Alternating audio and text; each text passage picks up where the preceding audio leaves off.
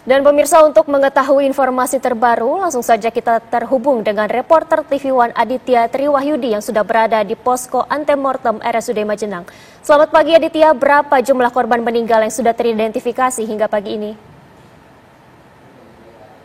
Ya Putri, hingga Sabtu pagi ini petugas tim SAR gabungan belum merilis jumlah korban lagi. Artinya itu masih tetap 3 orang meninggal dunia dan 4 orang ini mengalami luka. Keseluruh korban saat ini berada di RSUD Majenang, dan bagi yang korban luka-luka ini rata-rata mereka mengalami luka dalam karena memang tertimbun material tanah longsor dan sudah dipindah dari ruang IGD ke ruang perawatan di ruang Bougainville. Sementara untuk korban meninggal dunia, pihak RSUD Majenang ini merilis ketiga korban tersebut berjenis kelamin perempuan dan 2 orang sudah teridentifikasi atas nama Y yang berusia 20 tahun dan M 14 tahun. Sementara 1 korban lagi berjenis kelamin perempuan pula namun belum teridentifikasi identitasnya. Dan sejak kemarin Polresta Cilacap ini membuka posko antemortem di ruang pemulasaraan jenazah atau IPJ RSUD Majenang, dan sebentar lagi sekitar pukul 7 atau sekitar pukul 8 posko ini akan kembali dibuka dan petugas mengimbau agar kerabat ataupun keluarga korban yang belum ditemukan di lokasi longsor ini bisa datang ke posko antemortem untuk memberikan data-data otentik agar nantinya bisa dicocokkan dengan data korban yang meninggal dunia. Putri. Semua korban yang luka ini dibawa ke RSUD Majenang atau ada rujukan rumah sakit lain?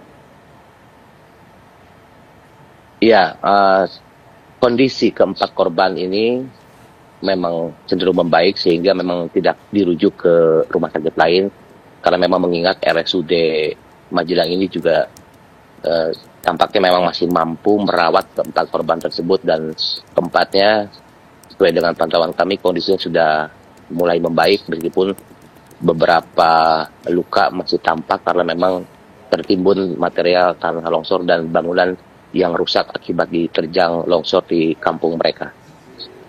Ya Aditya, untuk posko antemortem sendiri apakah memang dari pihak keluarga ini sudah banyak yang berdatangan untuk memberikan data-data diri?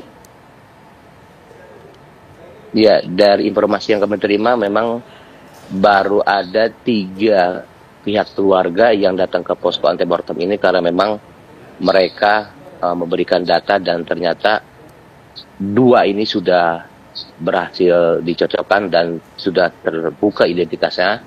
Sementara 1 korban lagi yang baru ditemukan Jumat siang kemarin ini petugas belum merilisnya. Namun kami prediksi bahwa identitas korban ini memang sudah terlihat atau terkuak namun belum diinformasikan kepada awak media, Putri.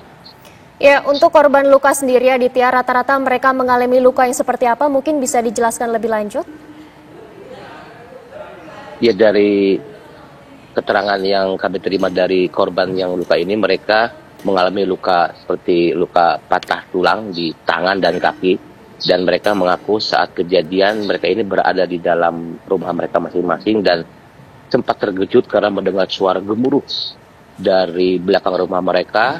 Ketika korban ini hendak menyelamatkan diri, tiba-tiba aliran listrik atau lampu ini padam dan suara gemuruh semakin besar sehingga mereka tidak sempat menyelamatkan diri atau lari jauh dari lokasi, dan mereka tersadar ketika mengetahui tubuh mereka sudah tertimbun material longsor.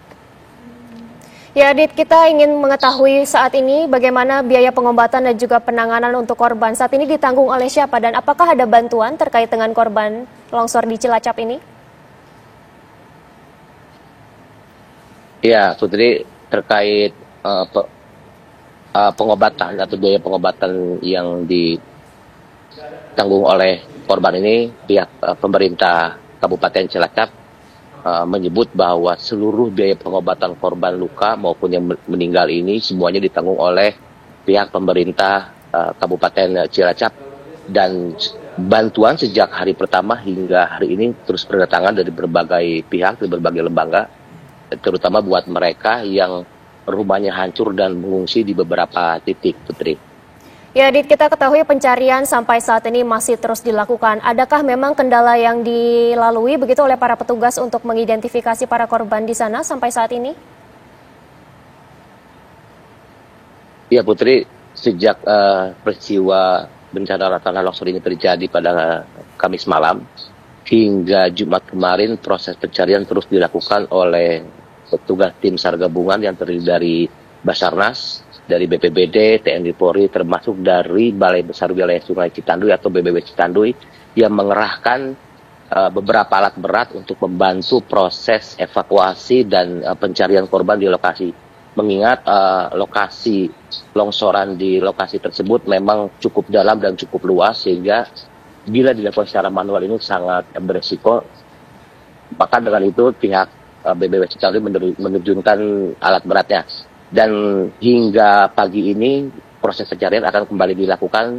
Informasi yang kami terima akan dilakukan pada pukul 7 pagi. Namun kemarin sempat terkendala cuaca karena memang di lokasi kejadian ini cuaca masih cenderung buruk. Dan malam tadi bahkan hujan cukup deras melanda di wilayah longsoran, sehingga petugas ini akan melakukan rapat pagi ini untuk menentukan lokasi mana saja yang akan mereka sisir untuk mencari korban yang masih hilang sejumlah 20 orang, Putri. Baik, terima kasih Aditya Triwahyudi melaporkan langsung dari Cilacap, Jawa Tengah. Selamat pagi, selamat kembali bertugas.